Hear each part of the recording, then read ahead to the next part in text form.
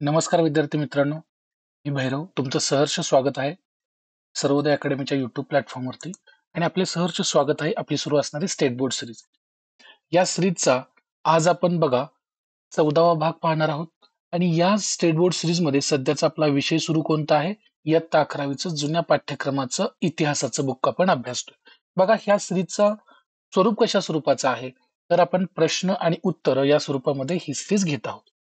बघा या सिरीजचा आजचा आपण 14वा पार्ट पाहतोय. होप्स की तुम्ही पाठीमागचे 13ही पार्ट्स अभ्यासले असतील, त्याच्या नोट्स तुम्ही प्रिपेअर केलेल्या असतील. बघा वेळ न घालवता आपण या सिरीजच्या पहिल्या प्रश्नाकडे वळूया. बघा पहिला प्रश्न तुमच्या स्क्रीनवर आहे. विधानं तुम्हाला दिलेली आहेत आणि त्या विधानांपैकी योग्य विधानांचा पर्याय तुम्हाला निवडायचा आहे. बघा पहिलं विधान आहे, भारतातील स्त्री शिक्षणाचे कार्य सुरू करण्याचे श्रेय ख्रिस्ती मिशनरींना मिळते. दुसरं विधान आहे, अमेरिकन मराठी मिशन 1824 मध्ये स्त्री शिक्षणाची चळवळ सुरू केली. बरं आहे का? म्हणजे अमेरिकन मराठी मिशनने 1824 ला स्त्री शिक्षणाची चळवळ सुरू केली असं दुसरं विधान आहे. तिसरं विधान आहे, चर्च मिशन सोसायटीने इसवी सन 1828 ला स्त्री शिक्षणाची चळवळ सुरू केली. आणि चौथं वाक्य आहे, विधान आहे, मेरी कारपेंटर यांनी स्त्रिया व समाजातील दुर्बल घटक यांच्यासाठी शिक्षण प्रसाराचे कार्य केले. आता यापैकी योग्य विधानं कोणती? तर नेहमीप्रमाणेच आपण काय करणार आहोत, पाठ्यपुस्तकातील ज्या भागातून आपण हे प्रश्न फॉर्म केलेत त्याच्या स्क्रीनशॉट आपल्या स्क्रीन समोर घेणार आहोत. बघा सुरुवातच काय दिली इथं तुम्हाला टायटल दिसतंय, स्त्री विषयक सामाजिक सुधारणा. आता याच्यामध्ये ख्रिस्ती मिशनऱ्यांचे प्रयत्न दिलेत. आता याच्यामध्ये सगळे मुद्दे तुम्हाला इत्तंभूत दिलेत, परंतु आपल्याला मुद्दे महत्वाचे कोणते घ्यायचे आहेत त्याला मी हायलाइट करणार आहे. जसं की बघा, भारतीयांची शैक्षणिक प्रगती व्हावी म्हणून 1813च्या चार्टर ऍक्टनुसार अर्थसहाय्य झाले होते. हा मुद्दा आपण अभ्यासलाय, बरं का? त्यामुळेच काय झालं, हा चार्टर ऍक्ट आला आणि पुढे पुढे जाऊन शैक्षणिक प्रगती होऊ लागली. आता स्त्री शिक्षणाचे कार्य सुरू करण्याचे श्रेय पहिल्यांदा कोणाला जातं, तर या ख्रिस्ती मिशनऱ्यांनाच जातं. हा सुद्धा मुद्दा तितका महत्वाचा आहे. बघा अमेरिकन मराठी मिशन जे आहे त्यांनी 1824 साली तुम्हाला 1824 मध्ये, तर चर्च मिशन सोसायटीने 1828 मध्ये स्त्री शिक्षणाची चळवळ सुरू केल्याची तुमच्या लक्षात येऊन जाणार. म्हणजे अमेरिकन मराठी मिशन 1824 आणि चर्च मिशन सोसायटी 1828 हा लक्षात ठेवा. आता पुढचा मुद्दा येतोय, जॉन विल्सन यांच्या पत्नी मार्गारेट बघा यांनी मुंबई येथे 1839च्या सुमारास मुलींसाठीच्या 3 शाळा सुरू केल्याचे तुमच्या लक्षात येऊन जाते. तिच्या मृत्यूनंतर जॉन विल्सन जे आहेत त्यांनी कार्य पुढे चालू ठेवले. पुढे बघा, मेरी कारपेंटर हिचे या क्षेत्रातील कार्य महत्वाचे आहे. या क्षेत्रातील म्हणजे स्त्रियांच्या सामाजिक सुधारणेचं क्षेत्र असेल किंवा शैक्षणिक क्षेत्र असेल. स्त्रिया व समाजातील दुर्बल घटक यांच्यासाठी शिक्षण प्रसाराचे कार्य या मेरी कारपेंटर यांनी केले.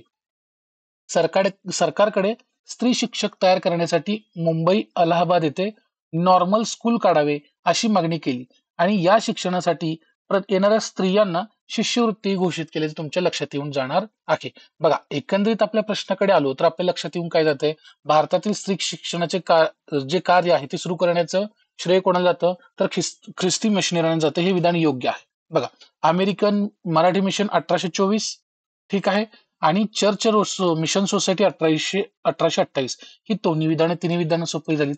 आणि पुढे दिले मेरी कारपेंटर यांच्या संदर्भात असणारं हे विधान सुद्धा योग्य आहे. म्हणजे पर्याय क्रमांक 4 हे याचं योग्य उत्तर असणार आहे. बघा अशा प्रकारे हा पहिला प्रश्न आपला झाला. पुढचा प्रश्न आहे, स्त्री सुधारण्याचे आद्य प्रवर्तक म्हणून कोणाचा उल्लेख केला जातो?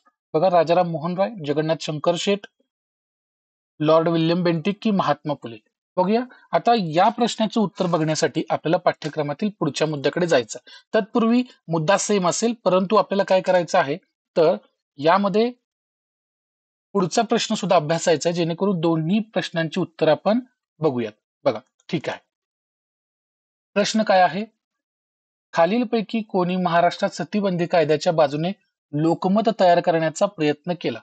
बघा हा जो सतीबंदीचा कायदा आहे जो 1829 साली विल्यम बेंटिक यांनी पास केला होता, बरं का? त्यासाठी भारतातील किंवा महाराष्ट्रातील कोण व्यक्ती त्याच्याशी निगडीत आहेत, याच्याशी निगडीत तुम्हाला हे प्रश्न आहेत. म्हणजे पाठीमागचा प्रश्न सतीबंदीशी होता, हा पण सतीबंदीशी आहे, पण हा महाराष्ट्रातील व्यक्तींच्या संदर्भात आहे. तर आता या दोन प्रश्नांची उत्तरं आपल्याला इथं पाहायला मिळत. बघा इथं सुरुवातीलाच टायटल दिले, समाज सुधारकांचे योगदान, त्यामध्ये राजाराम मोहन रॉय. बघा स्त्री सुधारणेचे आद्य प्रवर्तक म्हणून कोणाचा उल्लेख केला जातो? राजाराम मोहन रॉय यांचा. म्हणजे जर आपण आपल्या पहिल्या प्रश्नाचाच उल्लेख केला, म्हणजे पहिल्या प्रश्नाकडे आलो तर आपलं उत्तर आपल्याला मिळून गेलं पहिल्याच वाक्यामध्ये की राजाराम मोहन रॉय हे स्त्री सुधारण्याचे आद्य प्रवर्तक आहेत. बघू अजून त्यांच्याविषयी अजून कोणते मुद्दे दिलेत बघा. त्यासोबतच त्यांनी सर्वप्रथम सतीच्या चालीविरुद्ध चळवळ सुरू केली होती आणि लॉर्ड विल्यम बेंटिकने बंगाल प्रांतांमध्ये पहिल्यांदा सतीबंदी केली. भारताचा गव्हर्नर जनरल म्हणून नियुक्ती झाल्यावर संपूर्ण सतीबंदीचा कायदा लॉर्ड विल्यम बेंटिक यांनी संपूर्ण भारतभर लागू केला होता. बघा, त्यामुळे सनातनी हिंदूंनी या कायद्याविरोधी चळवळ सुरू केली. मात्र महाराष्ट्रामध्ये बघा, हे जगन्नाथ शंकर शेठ आहेत, ओके, ज्यांना महाराष्ट्राचे निर्माते म्हणतात किंवा अनभिष्ट सम्राट म्हटलं जातं, बरोबर आहे का.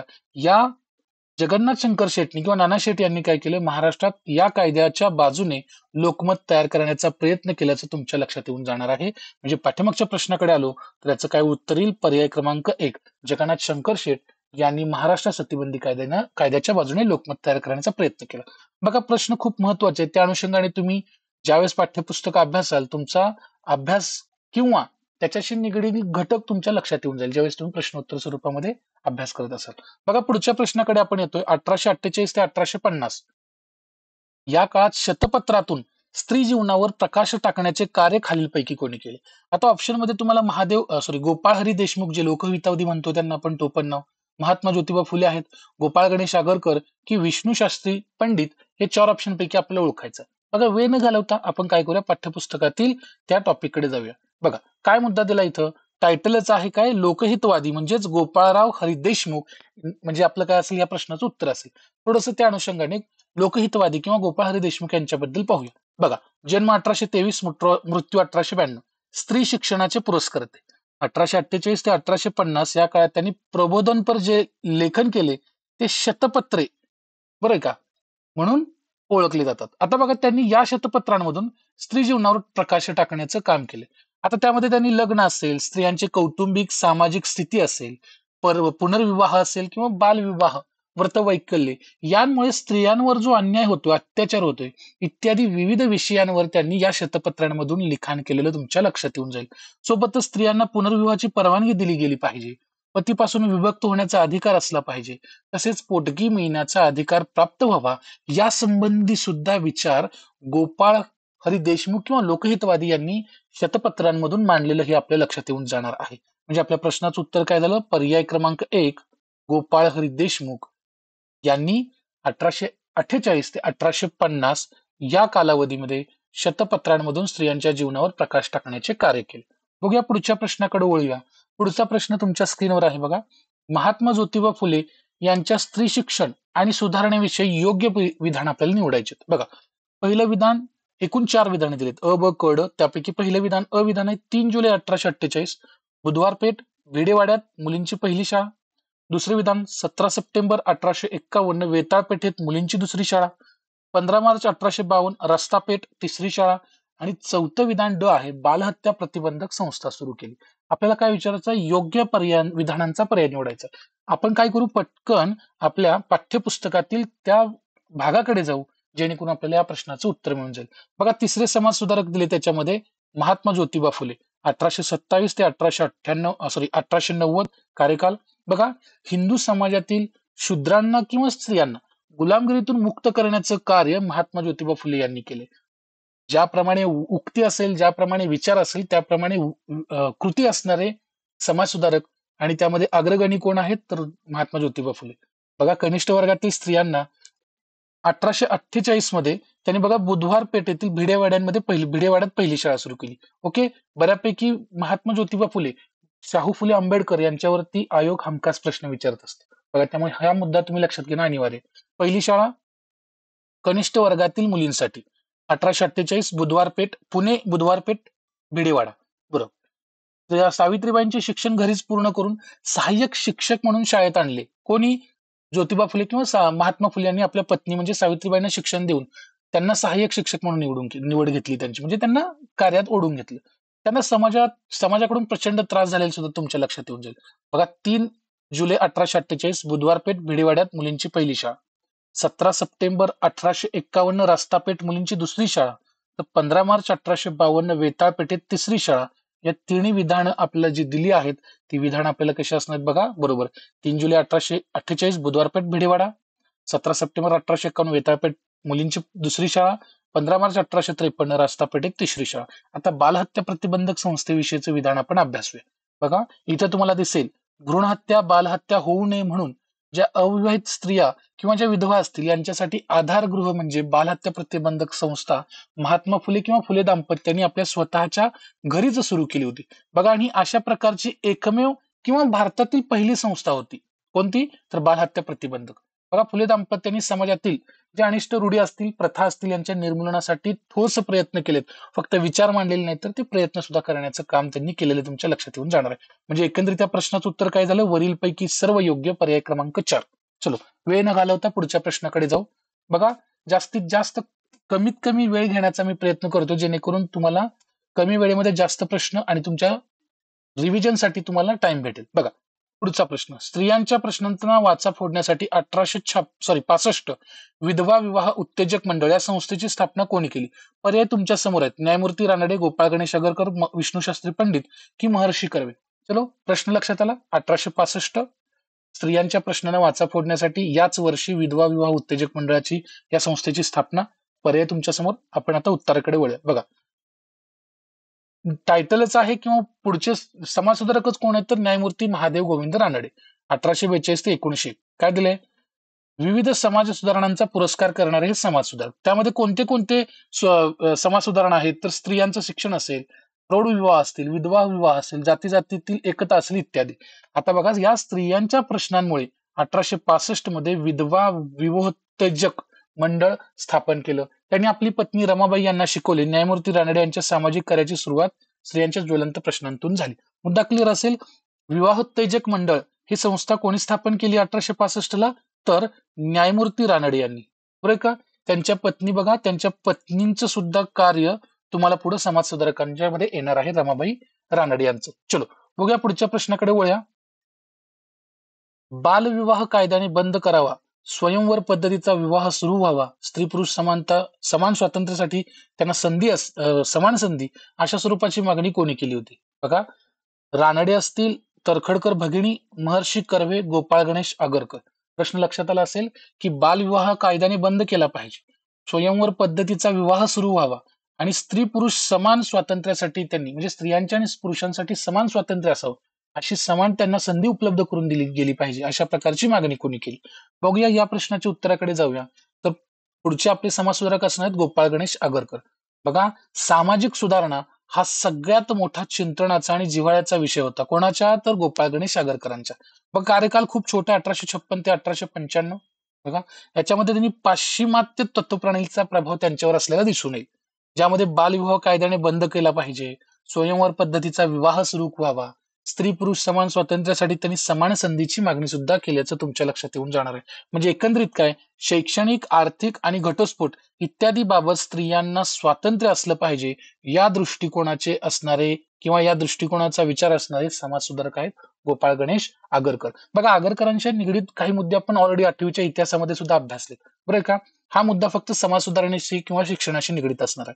म्हणजे या प्रश्नाचं उत्तर आपल्या लक्षात येऊन जाईल. पर्याय क्रमांक 4 गोपाळ गणेश आगरकर यांनी वरील मागण्या केलेल्या आहेत स्त्री आणि पुरुष समानतेसाठी. चला पुढच्या प्रश्नाकडे वळूया. खालीलपैकी कोणी इंदू प्रकाश या वर्तमानपत्रातून स्त्रियांच्या स्थितीत सुधारणा व्हावी यासाठी लेखन केलंय? बघा इंदू प्रकाश वर्तमानपत्र विचारलंय. विष्णू शास्त्री पंडित, महर्षी कर्वे, रमाबाई रानडे, पंडिता रमाबाई. प्रश्न लक्षात आला. इंदू प्रकाश वर्तमानपत्र आहे, त्याच्यामध्ये स्त्रियांच्या स्थितीत सुधारणा व्हावी अशी लेखन. बघूया अजून एक त्या अनुषंगाने पुढचा पण प्रश्न, पुनर्विवाह उत्तेजक मंडळ या संस्थेची स्थापना कोणी केली? ऑप्शन्स आहेत विष्णू शास्त्री पंडित, महर्षी कर्वे, तरखडकर भगिनी, पंडिता रमाबाई. पुनर्विवाह उत्तेजक मंडळ या संस्थेची स्थापना. बघा या अनुषंगाने आपण मुद्द्याकडे जाऊ. पुढचे समाजसुधारक दिलेत विष्णू शास्त्री पंडित. बरं आहे का? प्राचीन धर्मग्रंथाचे सखोल व चिकित्सक अध्ययन करून स्त्री विषयक सर्व सुधारणांना परंपरेचा आधार असल्याचं त्यांनी काय केले रे? सिद्ध केलं. म्हणजे एकंदरीत स्त्रियांचा जो मागासलेपणा आहे तो मागासलेपणा प्राचीन धर्मग्रंथांमध्ये कुठेच नाही हे सिद्ध करण्याचं काम त्यांनी केले आणि त्याच सर्व प्राचीन ग्रंथांचा आधार घेऊन त्यांनी स्त्रियांचा सुधारणा झाली पाहिजे या सुधारणा करण्यासाठी प्रयत्न केलेत. बघा आता त्यांनी इंदू प्रकाश या वर्तमानपत्रातून स्त्रियांच्या स्थितीत सुधारणा व्हावी असं सुद्धा प्रयत्न केलेत किंवा त्यासाठी त्यांनी लेखन केलेलं तुमच्या लक्षात येऊन जाईल. त्यांनीच पुढे पुनर्विवाहोत्तेजक मंडळ, बघा पुनर्विवाहोत्तेजक मंडळ या संस्थेची स्थापना केलेली. त्या विरोधात सनातनी लोकांनी हिंदू धर्म व्यवस्थापक सभा ही संघटना स्थापन केली. म्हणजे बघा, विष्णूशास्त्री पंडित यांनी पुनर्विवाहोत्तेजक मंडळ ही संस्था स्थापन केली. कशासाठी? तर स्त्रियांची स्थिती सुधारण्यासाठी. बरोबर आहे. त्याच्या बरोबर अपोजिट त्यांना विरोध व्हावा म्हणून सनातनी लोकांनी काय केलं? हिंदू धर्म व्यवस्थापक ही सभा स्थापन केली. कधी कधी तुम्हाला डिरेक्टली याच्यावरती सुद्धा प्रश्न फॉर्म केला जाऊ शकतो आयोगाकडून. पुढे बघा, पंडितांनी म्हणजे शास्त्री पंडित यांनी विधवा कन्येशी पुनर्विवाह केल्याचं तुमच्या लक्षात येणार आहे. बघा, मुद्दा लक्षात आला. पुनर्विवाह उत्तेजक मंडळ, पर्याय क्रमांक 1 विष्णूशास्त्री पंडित, इंदू प्रकाश, पुन्हा एकदा विष्णूशास्त्री पंडित. दोन्ही प्रश्नांची उत्तरे तुमच्या लक्षात आलीत. पुढे जाऊया पुढच्या प्रश्नाकडे. बघा, कमीत कमी वेळेमध्ये जास्तीत जास्त कंटेंट आपण घेण्याचा प्रयत्न करतोय. विधवा विवाहोत्तेजक मंडळी, याच्यामध्ये मंडळी आणि हे जे मुद्दे आहेत त्याच्यामध्ये इथं वेलांटी आहे, पाठीमागच्या याच्यामध्ये वेलांटी नव्हती. हे तुम्ही लक्षात घ्या, तेव्हाच कुठेतरी तुम्हाला या प्रश्नाचं उत्तर निघून जाईल. नाहीतर प्रत्येक वेळेस तुम्ही काय कराल? विष्णूशास्त्री पंडित किंवा इतर कोणतंही नाव द्याल. आता मंडळी विचारले तर याचं उत्तर वेगळं असणार आहे. बघा, विष्णूशास्त्री पंडित, महर्षी कर्वे, रमाबाई रानडे की पंडिता रमाबाई. बघूया, विधवा विवाहोत्तेजक मंडळ या संस्थेची स्थापना कोण केली असणार आहे? बरोबर का? आता अजून एक प्रश्न याच मुद्द्याच्या अनुषंगाने, महर्षी धोंडो केशव कर्वे यांच्याविषयी खालील विधाने अभ्यासा आणि योग्य विधानांचा पर्याय निवडा. बघा, दोनच विधान आहेत. त्यांनी देशातील पहिल्या महिला विद्यापीठाची स्थापना 1916 मध्ये केली. पुणे येथे अनाथ बालिकाश्रम या संस्थेची स्थापना केली. बघूया, पहिलं विधान फक्त योग्य, दुसरं विधान फक्त योग्य, दोन्ही योग्य की दोन्ही अयोग्य? पाठीमागच्या या दोन्ही प्रश्नांची उत्तरं आपण या पॅराग्राफमध्ये पाहणार आहोत. समाजसुधारक कोण आहेत? महर्षी धोंडो केशव कर्वे. म्हणजे दोन्ही प्रश्नांची उत्तरं कोण असणार आहेत? कर्वे यांच्याशी निगडीत. बघा, कर्वे यांनी विवाहोत्तेजक मंडळी म्हणजे वेलांटी आहे, लक्षात घ्या. म्हणजे याचं उत्तर कोण असणार आहेत? तर कर्वे असणार आहेत. बघा, या संस्थेची स्थापना करण्यापाठीमागचा उद्देश काय होता? तर विधवा विवाहाचा पुरस्कार करणे, विधवांना स्वावलंबी जीवन जगता यावे, तसेच मानसिक आणि बौद्धिक सामर्थ्य वाढावे म्हणून पुण्यामध्ये त्यांनी अनाथ बालिकाश्रम संस्थेची स्थापना केल्याचं लक्षात येऊन जाईल. बरोबर आहे. हिंगणे येथे त्यांनी महिला विद्यालय स्थापन केले. त्यांनी महिला विद्यापीठाची स्थापना 1916 मध्ये केली. बरोबर का? विठ्ठलदास ठाकरसी यांच्या मातोश्री श्रीमती नाथीबाई दामोदर ठाकरसी यांच्या स्मरणार्थ विठ्ठलदास ठाकरसींनी काय केलं होतं? तर 15 लाख रुपयांची देणगी या विद्यापीठाला दिली होती. त्यामुळे या विद्यापीठाचं नाव SNDT म्हणजे श्रीमती नाथीबाई दामोदर ठाकरसी असं करण्यात आलं. आणि हेच विद्यापीठ देशातील पहिले महिला विद्यापीठ आहे. आणि त्यांच्या या कार्याचा गौरव म्हणून भारत सरकारने महर्षी धोंडो केशव कर्वे यांना भारतरत्न बघा हा किताब देऊन सन्मानित केलेलं आहे. म्हणजे एकंदरीत प्रश्नाची उत्तरं कळाली. कर्वेंशी निगडीत असणारी ही दोन विधानं, दोन्ही विधानं कशी असणार आहेत? योग्य असणार आहेत. पर्याय क्रमांक 3.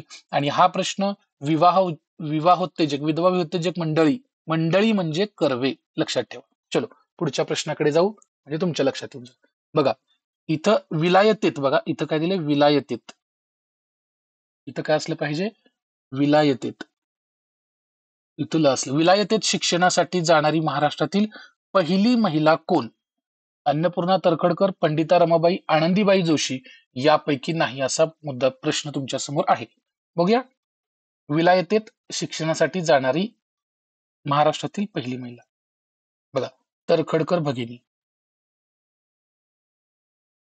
डॉक्टर आत्माराम पांडुरंग तर्खडकर. बरं का? या व्यक्तींबद्दल आपण वाचले भरपूर वेळा. आपल्या 3 मुलींना म्हणजे दुर्गा, अन्नपूर्णा, माणिक यांना शिक्षण दिले. आता या अन्नपूर्णा ज्या आहेत, 2 नंबरच्या त्यांच्या मुलीचं नाव अन्नपूर्णा, ही मात्र विलायतेत शिकलेली महाराष्ट्रातील पहिली महिला आहे, हे लक्षात ठेवा. आणि त्यांनी आयरिश पुरुषाशी विवाह केल्याचं तुम्ही लक्षात ठेवा.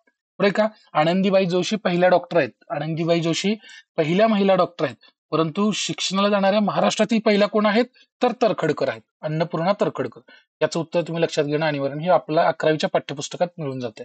बघा, आता आपल्याला पंडिता रमाबाई यांच्याविषयी काही विधानं दिलेत पुढच्या प्रश्नामध्ये, आणि आपल्याला योग्य विधानांचा पर्याय निवडायचा आहे. बघा, पहिलं विधान, त्यांनी पुण्यामध्ये न्यायमूर्ती रानडे, रमाबाई रानडे यांच्या मदतीने आर्य महिला समाजाची स्थापना केली. भारतीय शिक्षण पद्धतीत पुनर्रचना करण्यासाठी 1883 हंटर कमिशन समोर साक्ष नोंदवली. आणि तिसरं विधान, लेडी डफरीनच्या नावाने फंड स्थापन करून स्त्रियांसाठी वैद्यकीय सेवा उपलब्ध करून दिली. ही 3 विधानांपैकी योग्य विधान आपल्याला निवडायची आहेत. बघूया, फक्त अ व ब योग्य, फक्त ब व क, फक्त अ व क आणि चौथा पर्याय म्हणतोय तिन्ही विधानं बरोबर.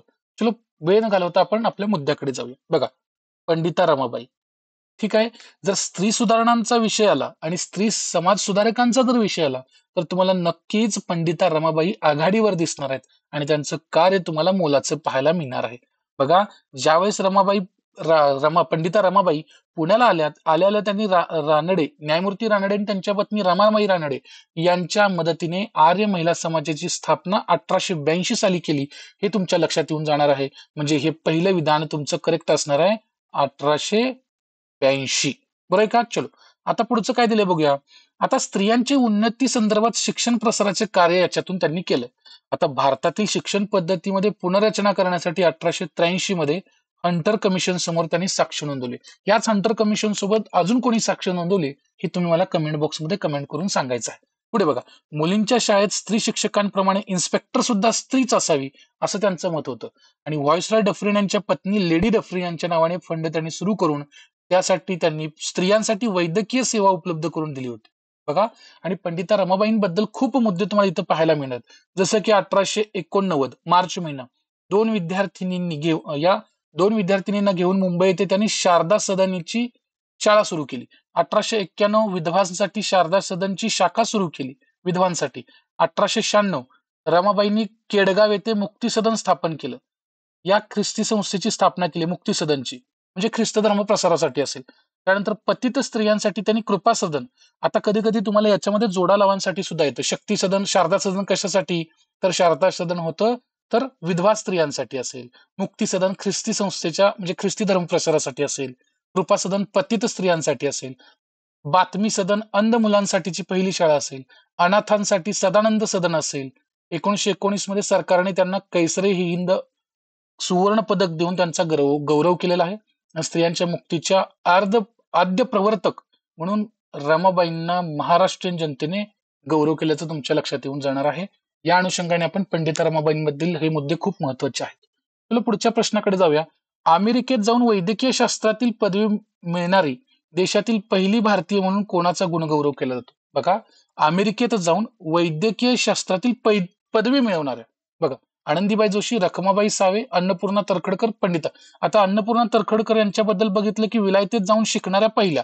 आता वैद्यकीय शास्त्रातील पदवी मिळवणाऱ्याबद्दल विचारले. बघा, तर तुम्हाला मुद्दा दिसेल इथं आनंदीबाई जोशी. बरं का? अमेरिकेत जाऊन वैद्यकीय शास्त्रातील पदवी मिळवणारी देशातील पहिली भारतीय महिला. बरं का? मिसेस टी ई कार्पेंटर यांच्या मदतीने फिलाडेल्फिया येथील वुमेन्स मेडिकल कॉलेजमध्ये त्यांनी प्रवेश घेतला. बघा, पेनसिल्वानिया विद्यापीठातून 1886 MD ची पदवी घेतली त्यांनी. बघा, भारतात आल्यानंतर 1887 म्हणजे एकाच वर्षात त्यांचा मृत्यू झाला, हे लक्षात ठेवून जावा. बघा, त्यांच्यामुळे समाजातील स्त्रीविषयक स्थित्यंतराची प्रक्रिया घडून आल्याचं तुमच्या लक्षात येऊन जाणार किंवा मदत झाली असेल. स्त्रियांची कंडिशन बदलण्यामध्ये ही घटना खूप महत्वाची आहे की जे त्यांनी अमेरिकेत जाऊन वैद्यकीय शिक्षण घेतले. लक्षात येते का? हा मुद्दा याच्यातून तुमच्या लक्षात आला पाहिजे. म्हणजे याचं उत्तर काय असणार आहे? पर्याय क्रमांक 1. आणि रखमाबाई सावे काय असणार आहेत?